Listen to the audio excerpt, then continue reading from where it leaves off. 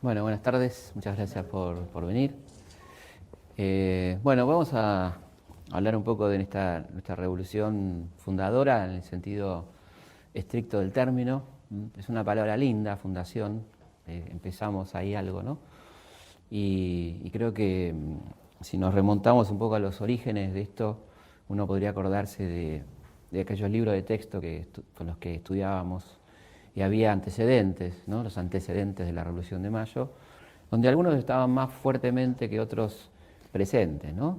Y yo creo que es interesante decir que la Revolución tiene antecedentes muy remotos, en cuanto a que hubo rebeliones indígenas casi inmediatamente producida el primer contacto, el mal llamado descubrimiento de América. Así hubo en nuestro continente permanentes rebeliones desde 1493 en adelante, rebeliones muy importantes, y echando por tierra toda esta imagen de la recepción como dioses de los conquistadores, ¿no? Que solamente se dio parcialmente en algunos lugares y durante un tiempo muy breve, hasta que se dieron cuenta de quiénes eran realmente estos personajes. En cuanto a antecedentes así cercanos a la fecha de 1810, seguramente hay que recordar un hecho fundamental, que es la Revolución de los Estados Unidos, la llamada Revolución Norteamericana o Independencia de los Estados Unidos, un hecho que nuestra historia afrancesada, una historia muy afrancesada que hemos tenido durante mucho tiempo en Argentina, siempre minimizó. Pero realmente es una revolución muy importante, es una revolución que implanta la República. Pensemos que existía algún régimen parlamentario en el mundo, una cierta división de poderes, pero con el mantenimiento de la monarquía. Estamos hablando, por ejemplo, de Gran Bretaña. Pero Estados Unidos va a traer la novedad de una división de poderes con un sistema republicano, un sistema presidencialista, un sistema de elecciones, un sistema bipartidista. Aparecen personajes realmente muy importantes, como Franklin, por ejemplo, que va a ser algo así como el nexo entre la Revolución Norteamericana y la Revolución Francesa, porque va a ser el embajador de los Estados Unidos de este nuevo país en París, y va a ser un tipo clave en el contacto con los revolucionarios en esos años que median, esos 12 años, ¿no? Casi, entre la Revolución de los Estados Unidos y la Revolución Francesa. Otro personaje fundamental, bastante poco conocido, es Thomas Paine, que es el autor de Los Derechos del Hombre, ¿no? Un libro que se adelanta muchos años a la Declaración Universal de los Derechos del Hombre por la Revolución Francesa. Jefferson, la idea del federalismo, que es una idea bastante revolucionaria e innovadora, esta idea de que los estados deben tener un poder proporcional, y que ese poder está en directa relación con su capacidad económica. Él dice que el federalismo solamente puede desarrollarse cuando hay una cierta distribución equitativa de la riqueza en un país, ¿no? Que si hay una zona rica y el resto pobre, el federalismo está condenado a fracasar, y quizá nosotros somos un poco el ejemplo de esto, ¿no? Después, evidentemente, hay que mencionar en 1780 la revolución de Tupac Amaru, ¿no? Esta enorme rebelión que va a durar casi un año, una rebelión muy importante que va a tener un espacio geográfico muy amplio, que va desde Quito hasta nuestra provincia de Mendoza, 100.000 efectivos, hombres, mujeres, niños, alzados en armas, que logran algunos triunfos y que luego van a terminar siendo traicionados y derrotada esta revolución, pero con manifiestos muy importantes, ¿no? A mí me parece interesante decir que todos los que estamos acá sabemos cómo murió Tupac Amaru, sin duda, pero por ahí no todos sabemos por qué luchaba, porque la historia Poder se ha encargado didácticamente de dejarnos muy claro cómo muere un rebelde, pero no tanto de por qué, ¿no? Cuáles son los motivos de esa rebelión.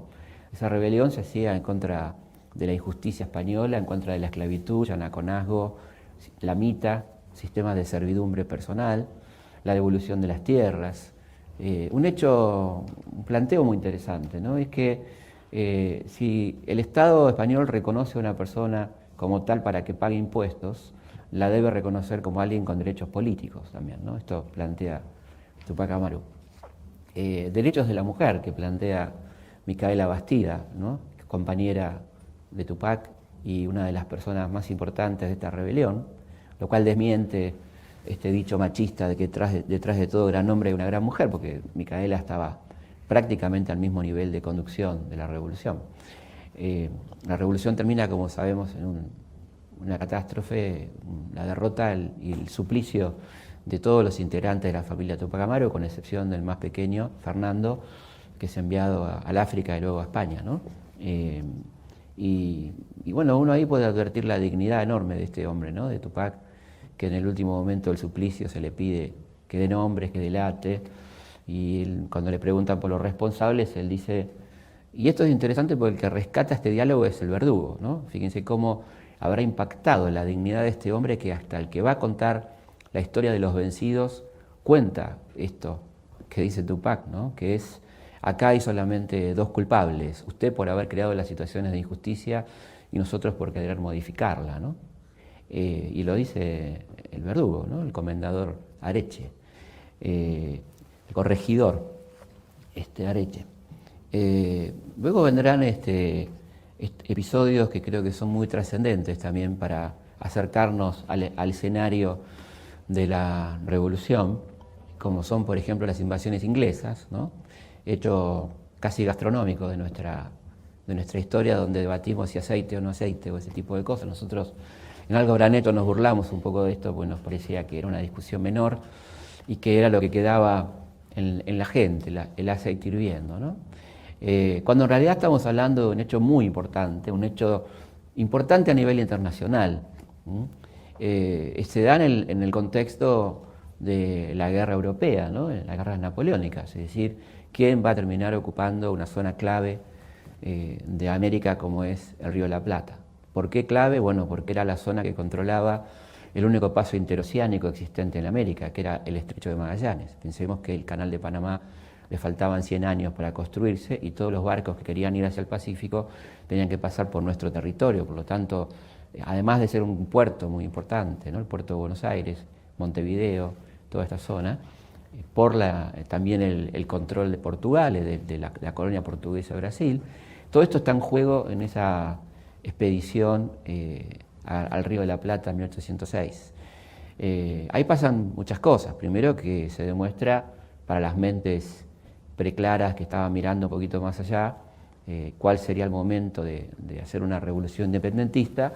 Queda claro estratégicamente que militarmente la colonia es absolutamente débil, que no tiene cómo defenderse, no tiene elementos serios de defensa. Es muy rápidamente tomada, se convierte en colonia inglesa y los ingleses comienzan a hacer cosas que modifican un poco la vida de los porteños, ¿no? Es decir, el libre comercio, por ejemplo, la libertad de imprenta, la libertad religiosa, ¿sí? Elementos que se les da una dosis, ¿no? Como para que prueben, al punto tal que hay una duda en la dirigencia revolucionaria, Pueyrredón, Belgrano, que piensa, bueno, no nos convendrá cambiar de amo y pasar a ser una colonia británica, ¿no? Pregunta que algunos argentinos del siglo XXI, segunda década, se hacen todavía, ¿no?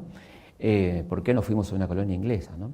El que responde en el momento, o sea, contemporáneamente a los hechos, es Belgrano, ¿no? Donde dice que no se puede de ninguna manera cambiar de amo, porque Gran Bretaña ya lo ha hecho con otras colonias, y en los tratados de permuta vuelve la colonia al lugar de origen, según la conveniencia del Imperio Británico, ¿no? Además de dar algunos ejemplos de lo que implica ser una colonia inglesa, bastante desfavorable para los colonizados, por ejemplo la India, ¿no? Este era un personaje del que ya hemos hablado algunas veces, ¿no? Manuel Belgrano, un cuadro, un verdadero cuadro de lo que va a ser la revolución. Ahí se desiste de toda posibilidad de acompañamiento y comienza entonces la resistencia, que termina con probablemente casi la única derrota de semejante tamaño después de la derrota en la guerra de los Estados Unidos que sufre Gran Bretaña, ¿no? Cuando estuvimos filmando Algo Habrán Hecho, estuvimos en el Museo del Ejército.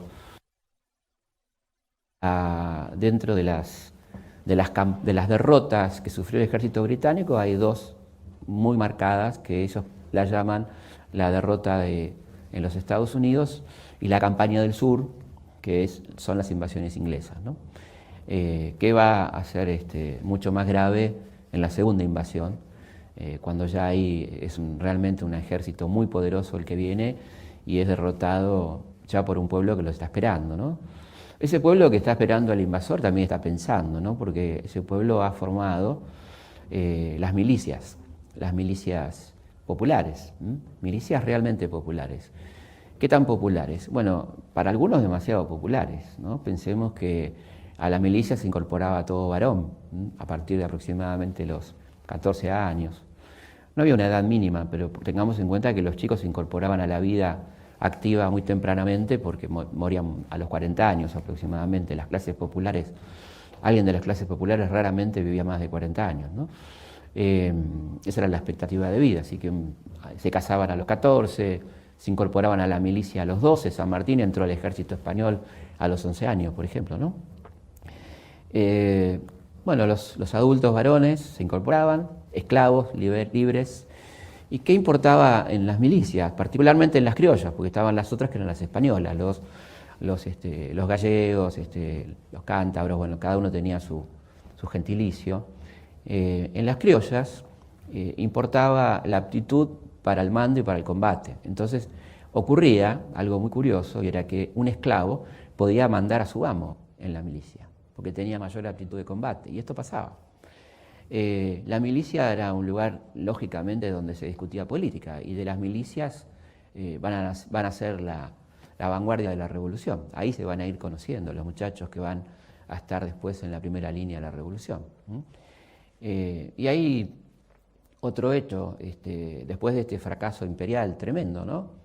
Fracaso imperial que, fíjense ustedes, Inglaterra va a dar mucha cuenta de esto, al punto tal de hacerle un juicio durísimo al general Wheelock, ¿no? al gran derrotado de las invasiones, después de Hereford, pero la verdad que Wheelock tenía más responsabilidad porque venía con un verdadero ejército detrás, más de 10.000 hombres, ¿no? A invadir Buenos Aires, que tenía 40.000 habitantes en aquel momento.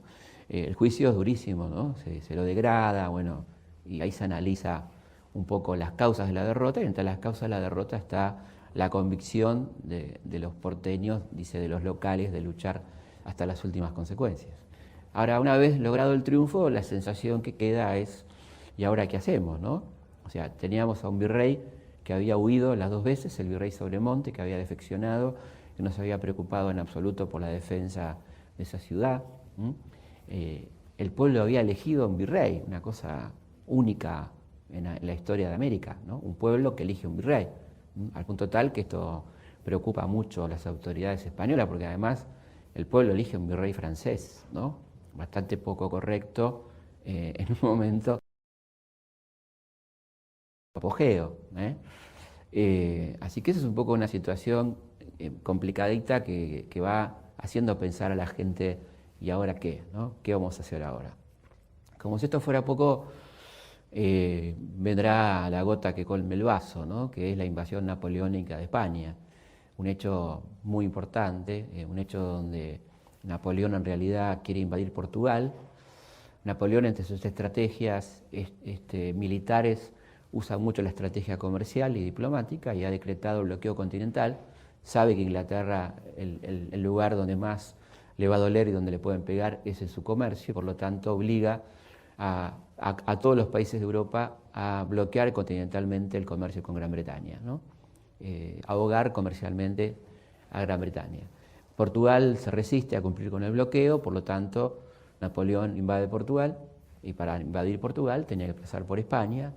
Cuando está en España con una tropa tan importante se da cuenta que España la verdad que está en condiciones de ser tomada, y ahí es donde entonces también ocupa España, y se produce un episodio muy de zarzuela, podríamos decir prácticamente, donde explotan las diferencias graves que había entre Carlos IV y su hijo Fernando, y por lo tanto los hace concurrir a la frontera con Francia, en Bayona, y ahí hay una farsa, realmente una farsa donde cada uno renuncia en nombre del otro. Fernando había sido coronado rey recientemente, Fernando renuncia en favor de Carlos, Carlos va a terminar renunciando en favor de Napoleón, y Napoleón va a terminar nombrando a José Bonaparte, su hermano, el rey de España, ¿no? Así que hay una anomalía se pierde la legitimidad real, ¿no? Estamos en 1808, se sacude el mundo y evidentemente no es un secreto para nadie que Napoleón aspira a ocupar el imperio español en América. Esto es obvio, ¿no? Cualquiera que se siente en el trono de Madrid tendrá lógicamente esa pretensión. Venimos a este lado del Atlántico y obviamente es la gran oportunidad que se está esperando, es decir, poder a partir de un hecho jurídico irrefutable como es la pérdida de legitimidad del reino, ya no hay un rey legítimo en España, empezar a plantear entonces teorías que hablan de la reversión del poder, teorías que venían de prácticamente la época del principio de la Edad Moderna, ¿no? Teorías que tenían que ver con los jesuitas, como el padre Suárez, la idea de que en el pueblo reside el poder y que el pueblo en todo caso lo otorga a un rey, pero que el último y primer depositario del poder es el pueblo. Las teorías inglesas de la Revolución Inglesa de 1648, ¿no? La teoría del pacto social, donde en realidad el pueblo le otorga el imperio al rey, pero sigue teniendo esa potestad, y el rey tiene que cumplir con su deber de gobernar correctamente, y si no, ese derecho vuelve al pueblo. Esto se puso en práctica en Inglaterra, ¿no? En 1648 se hace la revolución y poco tiempo después Carlos I es decapitado, el rey, ¿eh? No es chiste, y el poder pasa a un régimen parlamentario, ¿eh? Después tendrá, obviamente, el crecimiento de la ideología en Francia y en Europa llevará a la aparición de lo que conocemos como las ideas ilustradas, las ideas de la enciclopedia, ¿no? Un hecho revolucionario. La aparición de la enciclopedia es, a todas luces, valga la expresión, un hecho revolucionario. Es decir, aparece un digesto con todo el saber humano disponible en Occidente, que va a ser ordenado, no ya jerárquicamente, como correspondía históricamente al saber medieval, sino que aparece la idea de ciencia, es decir, ordenaremos alfabéticamente los saberes. Ya no estará, como en todos los libros de ciencia, hasta 1750, en primer término Dios, ¿no? El poder celestial, sino que puede estar la palabra ábaco, que es un elemento cotidiano, de uso cotidiano, sin demasiada importancia, digamos, pero que estamos ordenando alfabéticamente, científicamente los saberes. Se está separando el saber de la religión, ¿no? Un hecho que va a tener muchísima trascendencia. En ese reordenamiento aparece también la idea de que el concepto de pacto es un concepto demasiado abstracto, demasiado tácito, ¿no? El pacto planteado no escrita de una manera escrita parece que no alcanza, por lo tanto lo que plantea el amigo Rousseau ya es un contrato, hacia la idea del contrato social, ¿no? Un contrato firmado que se parece mucho a una constitución, es decir, tenemos que tener por escrito cuáles son nuestros derechos, obligaciones, donde también se habla ahí del soberano. El pueblo sigue siendo el lugar de residencia del poder que lo delega en una persona que tiene que hacer lo correcto para gobernar, ¿no? Si esa persona no hace lo correcto, siguiendo a Locke, otro pensador inglés muy importante, hay un derecho a la rebelión. El pueblo puede rebelarse porque no se está haciendo lo que corresponde.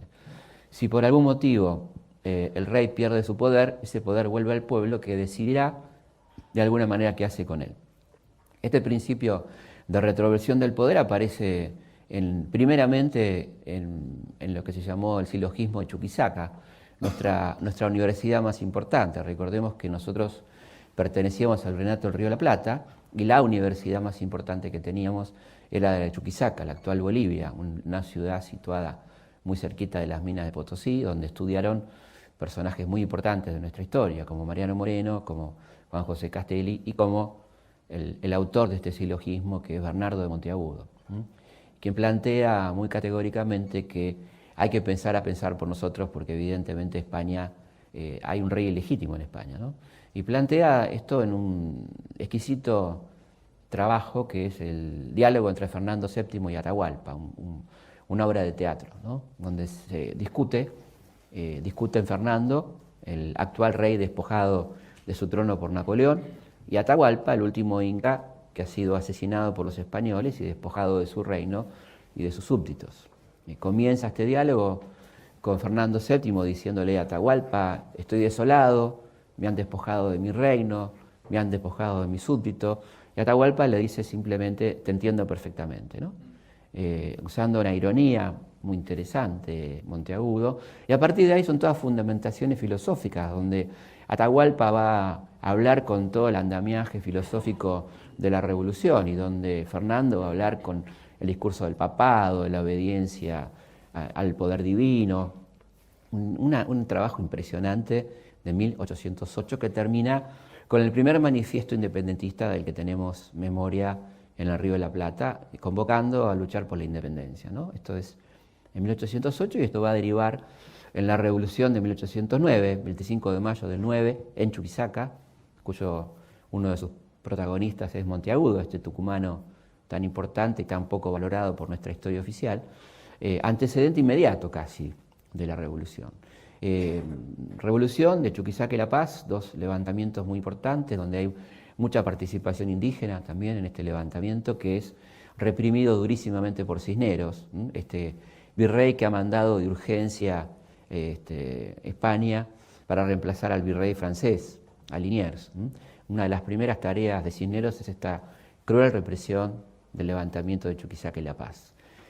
Así estamos más o menos y sosteniendo un poco la cosa, lo que ha ocurrido en España, que es que esta retroversión del poder, así entendida por el pueblo, dio lugar a la creación de juntas locales en toda España y una junta central en Sevilla, ubicada en Sevilla porque era el lugar más lejano a la cercanía de los ejércitos napoleónicos, que va a coordinar la acción de todas las otras juntas, que son juntas de carácter político-militar.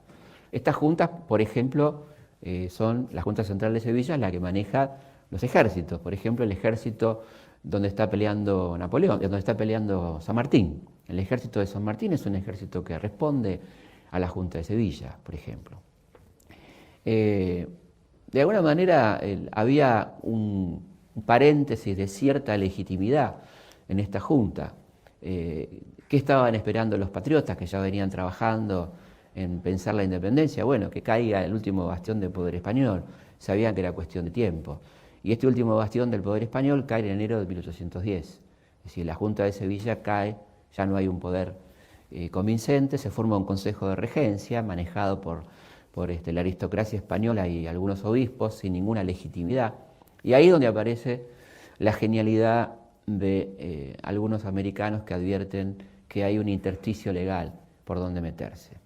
¿Qué sería lo indicado a unos súbditos obedientes históricamente de España? Bueno, acatar nuestra dependencia del Consejo de Regencia. Ahora, ¿qué hace las juntas americanas que van a empezar a pensarse, ¿no? Van a empezar a pensar en una estrategia.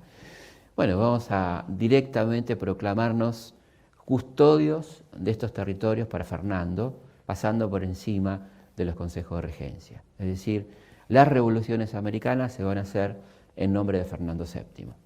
Y acá es muy importante aclarar esto porque hay algunos escritos malintencionados donde siempre se quiere tomar como poco seria la historia argentina, que somos un país incorregible, que siempre hicimos las cosas mal y que nuestra revolución fundadora es por lo menos curiosa porque es una revolución que se hace en nombre del rey. Bueno, esto es de conocer absolutamente la realidad, los documentos, lo que pasó.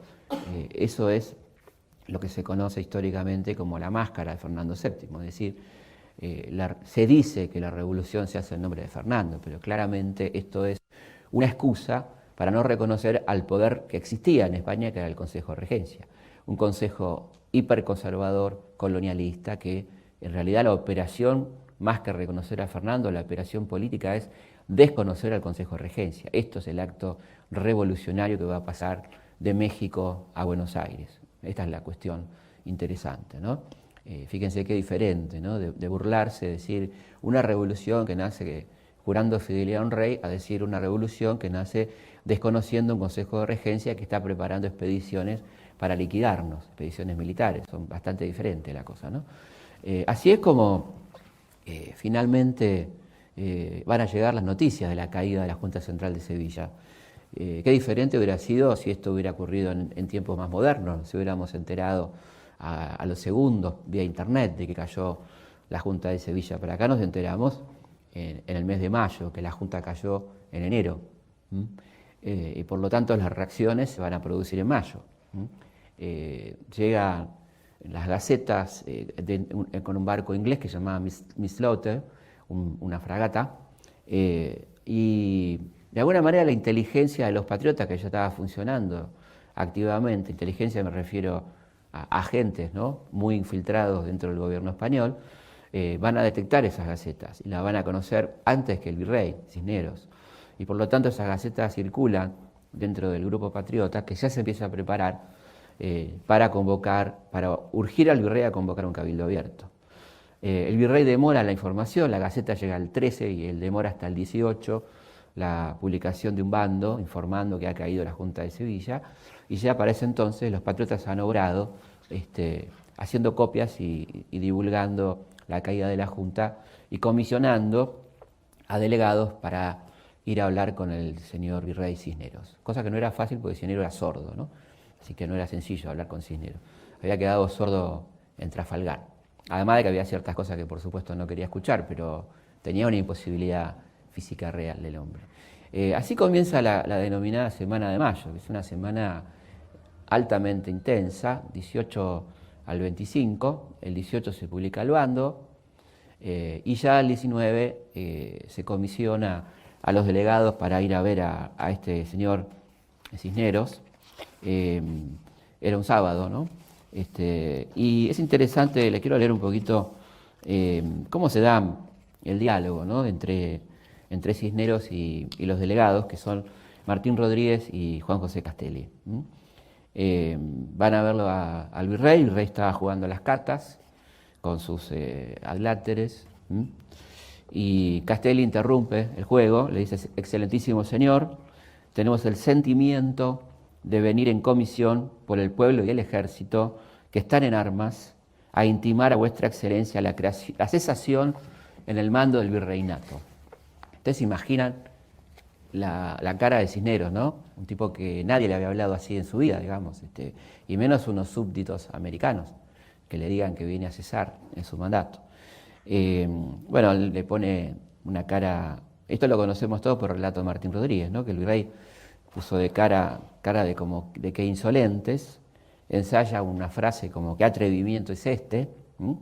¿Cómo se atropella así la persona del rey en su representante? Este es el más grande atentado contra la autoridad. Castelli lo cortó en seco y le dijo: no se acalore, señor, que la cosa no tiene remedio. Bueno, se va poniendo lindo, ¿no?, el asunto. Señor, le dice además, no hemos venido a discutir con usted. Son 5 minutos de plazo lo que nos han dado para volver con la contestación. Vea usted lo que hace. El fiscal Caspe se asustó un poco, lo lleva al virrey aparte, le habrá hablado al oído, lo habrá retransmitido. Bueno, vuelve Cisneros y dice: señores, cuánto siento los grandes males que van a venir sobre este pueblo de resultas de este paso. Y bien, puesto que el pueblo no me quiere y el ejército me abandona, hagan ustedes lo que quieran.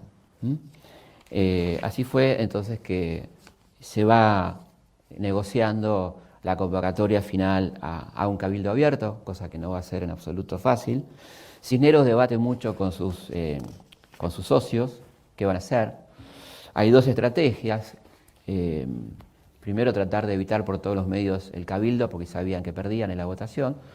La segunda, el plan B, planteado por los oidores y por el fiscal Caspe, es hacer fraude en la votación. El virrey está de acuerdo con esta opción del fraude. Bueno, y sigue al cabildo. Como se sigue dilatando la convocatoria al cabildo, lo que hace los sectores revolucionarios es hacer una movilización a la Plaza de Mayo, a la Plaza de la Victoria. Victoria era por la victoria frente a los ingleses, ¿no?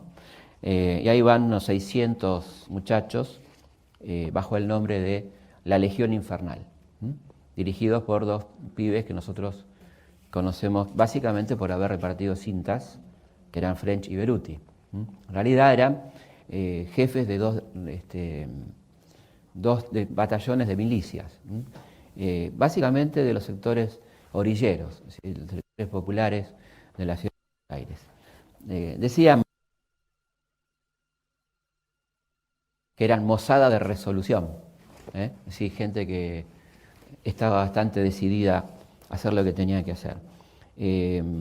Ahí, frente a estos infernales, van empezando a aflojar y finalmente se convoca al Cabildo Abierto del 22 de mayo de 1810. Cabildo Abierto era una especie de congreso del que participaban los vecinos. Vecinos eran los propietarios. Para ser vecino había que ser propietario, y no cualquier propietario, sino tener una cantidad de propiedades más o menos aceptables. Con lo cual, lo que hace el grupo organizado de la Revolución es, como tenían un hombre infiltrado en la imprenta, que era Donado, esta calle de Buenos Aires, Donado, es una calle que ahora les puede llegar a gustar más. Agustín Donado era el imprentero que va a falsificar invitaciones y la va a repartir entre gente no necesariamente propietaria, pero favorable a la causa de la Revolución. De manera tal que la concurrencia al Cabildo del 22 de mayo es manipulada por los sectores revolucionarios. No solo por la invitación, sino porque ponen en las esquinas del Cabildo grupos armados, piquetes, que dejan pasar a algunos y a otros no. Hay como un derecho de admisión, podemos decir. Con lo cual, el Cabildo se arma de una manera más favorable a los revolucionarios. El debate es un debate impresionante, interesantísimo, donde por un lado está el obispo Lué, que es el hombre que ha elegido el virrey, considera que es el mejor orador para plantear la postura virreinal. Tengamos en cuenta que la discusión era, ¿se queda el virrey o se va el virrey? No muchas más vueltas que eso, ¿no? Y ahí comienza entonces el debate, que viene la palabra a muchos oradores, y hasta que toma la palabra el obispo Lué y plantea que es una verdadera insolencia que los americanos hablen de esta forma, ¿no? Dice el señor obispo, no solamente no hay que hacer novedad con el virrey, sino que aun cuando no quedase parte alguna de la España que no estuviese sojuzgada, los españoles que se encontrasen en la América deben tomar y reasumir el mando de ellas, y que ésta solo podría venir a manos de los hijos del país cuando ya no hubiese un español en él. Bueno, estaba ahí el obispo pensando que con esto daba por terminada la discusión, pero se olvidaba que estaba presente el llamado orador de la Revolución, Juan José Castelli, que le dice lo siguiente. A mí no se me ha llamado a este lugar para sostener disputas, sino para que diga y manifieste libremente mi opinión. Y lo he hecho en los términos que se ha oído.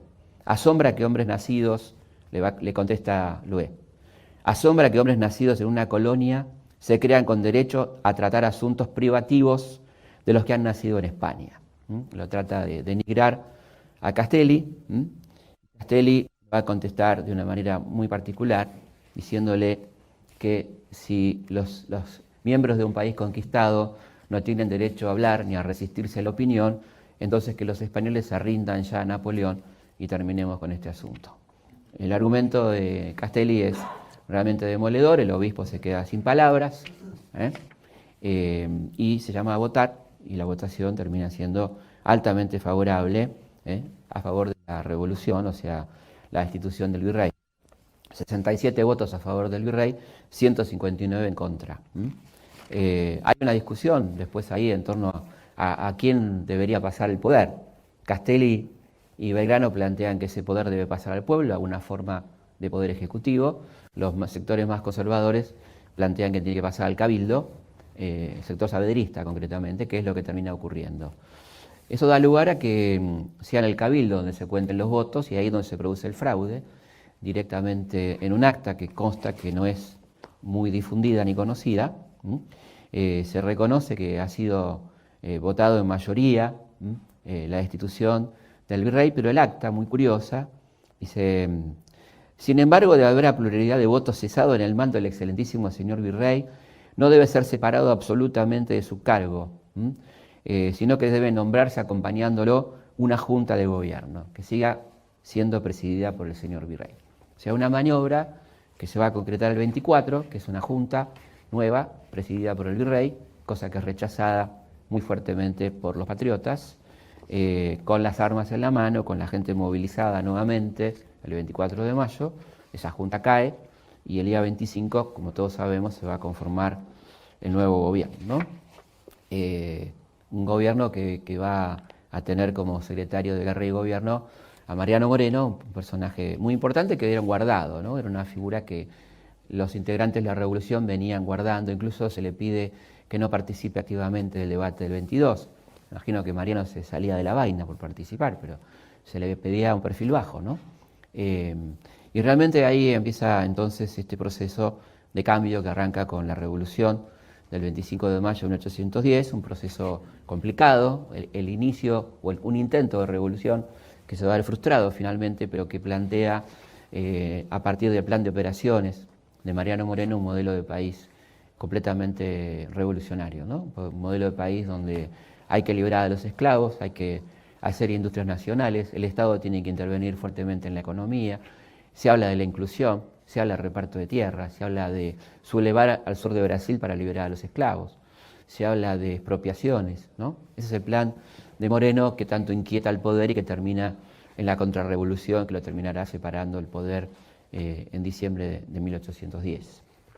Es decir, empieza un proceso que, como ustedes bien, tiene un carácter revolucionario porque es un antes y un después. Se termina un modelo virreinal y empieza una forma de gobierno que no puede llamarse todavía a sí mismo un gobierno independentista, sino que usa toda una argumentación jurídica para caminar lentamente hacia una independencia que se va a producir recién 6 años después, ¿no? De lo que seguramente podemos hablar ahora en las preguntas. Quiero terminar con un texto realmente hermoso que escribió nuestro querido Juan Bautista Alberdi.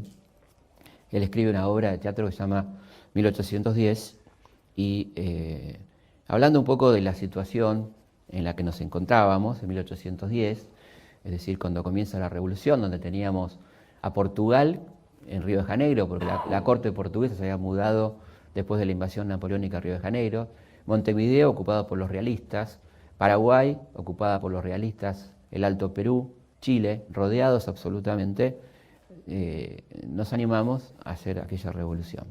Por lo tanto, la acusación que caía sobre los revolucionarios, particularmente sobre los Castelli, sobre los Moreno, sobre los Belgrano, era la locura, estaban locos. Entonces Alberdi pone en boca de Belgrano este texto.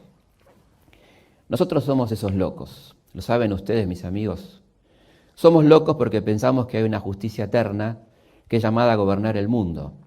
Somos locos porque pensamos que todos los hombres nacen iguales y libres, que lo mismo en religión que en política, ellos tienen derechos y deberes uniformes a los ojos del cielo.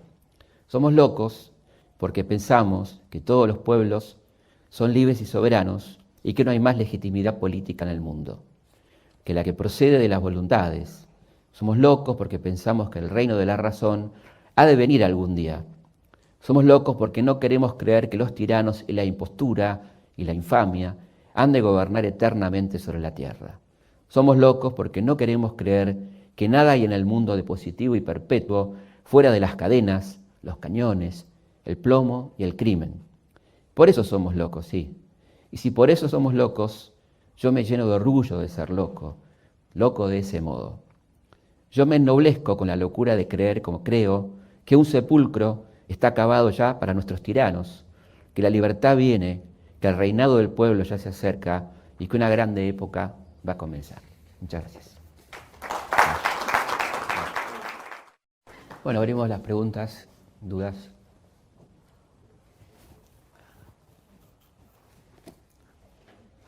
Bueno, sí. Profesor. Sí. Con respecto al contexto en que se encontraba en ese momento la revolución, las fuerzas realistas que se encontraban en América en ese momento, ¿obedecían al reinado? ¿Lo que quedaba encima del reinado? Sí. Sí, además recordemos que ya para 1814 el rey vuelve y lo primero que hace es empezar a convalidar las expediciones de a miles de combatientes que van a venir a América, ¿no? Pero sí, en el momento ese los ejércitos realistas obedecen y además vamos teniendo una situación altamente desfavorable. Para 1815 aproximadamente, el único lugar resistente al Imperio Español es el Río de la Plata. Cayó México, cayó Quito, cayó la Gran Colombia, cayó el Alto Perú. El Perú nunca ha sido tocado por los revolucionarios todavía, Chile, de manera tal que el valor que tiene la revolución del Río de la Plata es muy alto, porque tiene la responsabilidad de sostener el combate, ¿no?, en toda América. Por eso que es tan importante esta revolución, ¿no?, esta guerra que comienza, porque en realidad, más allá de que nos proclamemos custodios de Fernando, nadie se lo cree, y ya inmediatamente comienza la contrarrevolución. Ustedes piensen que en el momento que se está conformando la Junta, Liniers está preparando en Córdoba la contrarrevolución. Una contrarrevolución que consiste en una combinación de fuerzas de las propias de Liniers y de la gobernación de Córdoba, las fuerzas del Alto Perú, las fuerzas de Chile, las fuerzas de Montevideo. Esto se le secuestra este documento a Luis Liniers, el hijo de Liniers, donde hay un plan de miles de tropas de arrasar a sangre y fuego Santa Fe y Buenos Aires, ¿no?, matando a quien sea. Por eso cuando alguna gente se duele tanto por el fusilamiento de Liniers, se ve que desconoce este hecho, ¿no? Nadie se pone contento por el fusilamiento de nadie, pero evidentemente el fusilamiento de Liniers está más que justificado porque era la única forma de parar esa contrarrevolución, ¿no?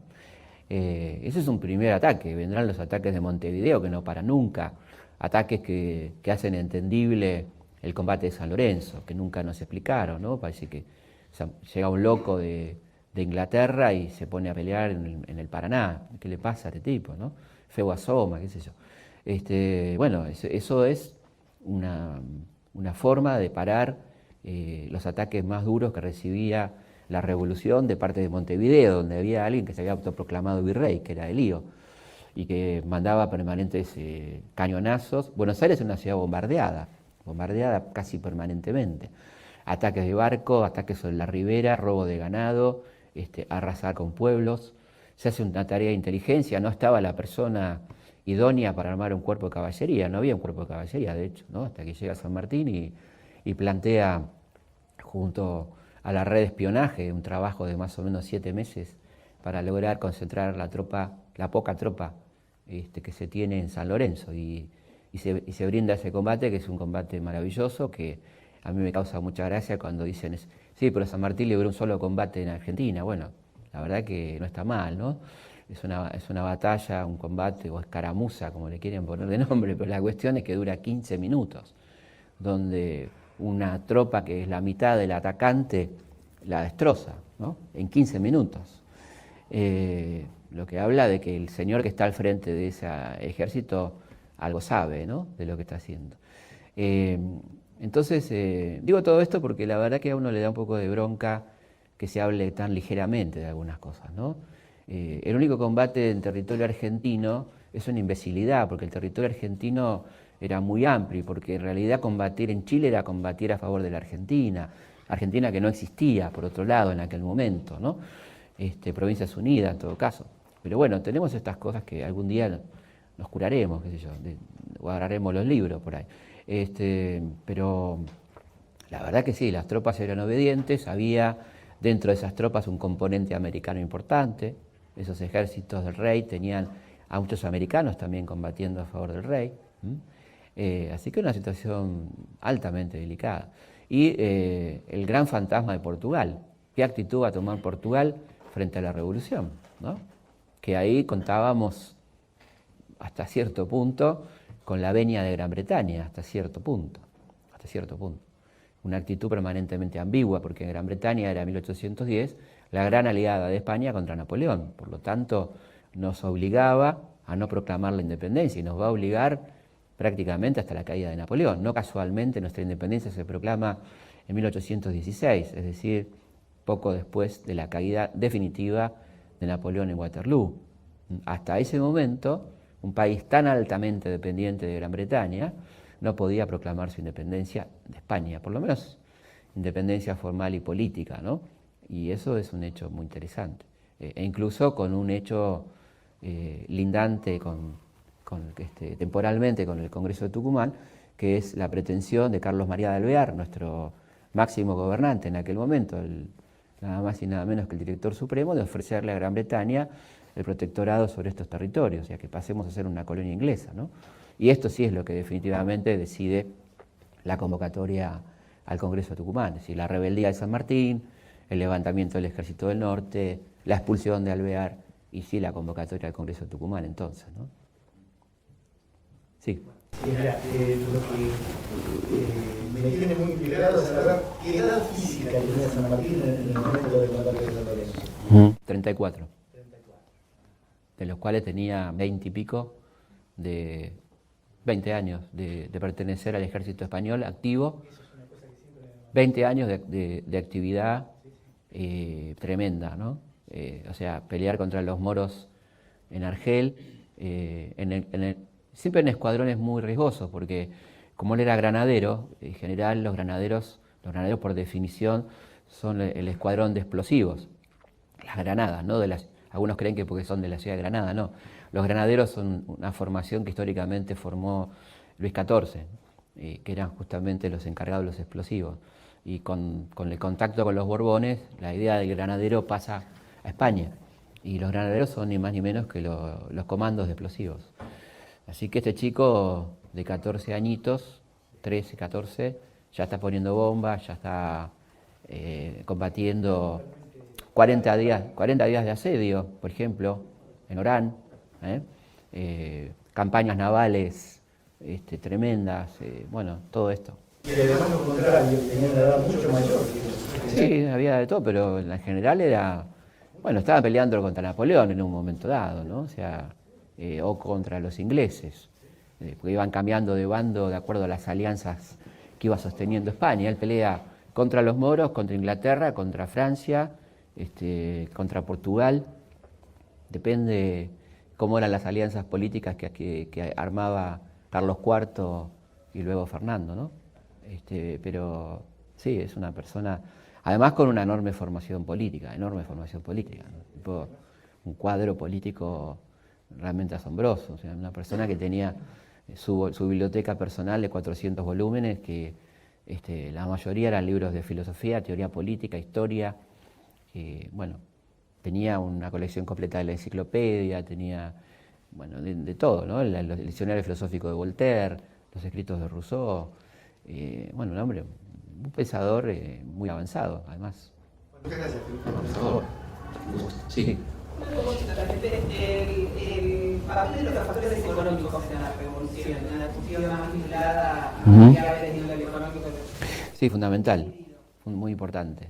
La economía es determinante en la revolución, no como se dice habitualmente que provoca la revolución, porque nosotros teníamos ya desde 1809 la libertad de comercio, ¿no? Cisneros había decretado la libertad de comercio porque el ahogo era tal por las guerras napoleónicas y las dificultades de tráfico que se vio obligado a pedido de los hacendados, aquella famosa carta de Mariano Moreno, a habilitar el libre comercio. O sea que la libertad de comercio no fue uno de los motivos de la revolución. El motivo de la revolución era que esa libertad de comercio la manejaran realmente los que estaban siendo los dueños cada vez más del poder económico, que eran los criollos propietarios, terratenientes, exportadores, que querían comerciar directamente con Gran Bretaña, que querían tener un Estado a su servicio también, ¿no? Que ese Estado no fuera el Estado español con sus engorrosas leyes, decretos, sistema impositivo arcaico y todo lo demás. De manera tal que es una burguesía terrateniente comercial que aspira a ocupar el Estado, ¿no? La que está detrás de la revolución, la que en principio financia la revolución y la misma que no va a permitir que la revolución se vaya de madre. O sea, son los Larrea, los Mateu, los financistas que se ven, algunos otros un poco menos conocidos, que van a financiar la revolución hasta tanto la revolución les otorgue la ocupación del espacio del Estado, pero no van a financiar la revolución para que ande un loquito repartiendo tierras o insurreccionando a los esclavos, ¿no? Es decir, que ¿por qué Moreno no puede concluir con sus ideales? Bueno, porque no va a tener una clase detrás que acompañe esto, como le va a pasar un poco a los jacobinos en Francia, ¿no? Es decir, van a acompañar la destitución de un virrey que era completamente disfuncional, van a acompañar la necesaria toma del poder para su propio beneficio, pero no van a acompañar las medidas revolucionarias que van a querer tomar los jacobinos en la Revolución Francesa y se van a terminar usando la propia guillotina para terminar con Robespierre, con Marat, ¿no? Con todos estos muchachos. Y acá pasa un poco lo mismo a otra escala, ¿no? Pero evidentemente Hay un conflicto económico que la revolución resuelve parcialmente, la revolución ratifica la libertad de comercio de una manera un tanto indiscriminada, olvidándose un poco que es una revolución que tiene alcance general para el virreinato y desprotegiendo algunas zonas que ya eran protoindustriales, ¿no? Como podría ser la zona de Cuyo, la zona de Tucumán, ciertas zonas de Córdoba, ciertas zonas del noroeste, que tenían cosas preindustriales, digamos, artesanales, que se van a ver muy fuertemente perjudicadas por el libre comercio, ¿no? Y por eso que la revolución no va a ser del todo popular por igual en todas las partes del virreinato, ¿no? Por esta política económica que se va a dar la revolución, el famoso libre cambio, ¿no? Que beneficiaba, por supuesto, claramente a Buenos Aires, pero que perjudicaba a ciertas zonas del interior del país, sin duda, ¿no? Sí. El bloqueo comercial que le hace Napoleón a Inglaterra es lo que hace que Inglaterra llegue a América.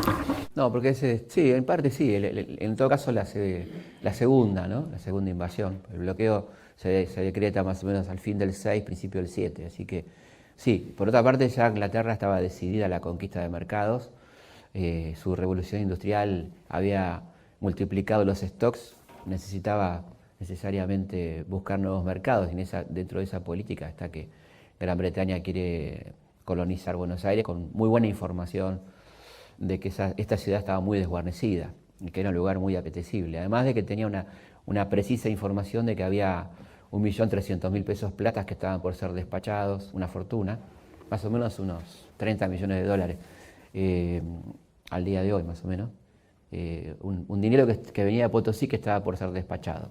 Como las tropas estaban acantonadas en Ciudad del Cabo, relativamente cerca de Buenos Aires, se decide entonces, primero como una acción cuasi privada, que rápidamente va a ser ratificada por la corte, ¿no? Sí, casi una aventura de algunos particulares y de tropas inglesas, la primera invasión, que va a ser ratificada. La ratificación llega cuando ya han sido derrotados los invasores. La segunda, en cambio, es una acción oficial, absolutamente oficial, del Imperio Británico, ¿no? La invasión del 7, y ya en el contexto del bloqueo continental, efectivamente. Sí. ¿Cuál era la situación en el año 1810 fuera de lo que era la urbe, fuera de lo que era el río de la Plata?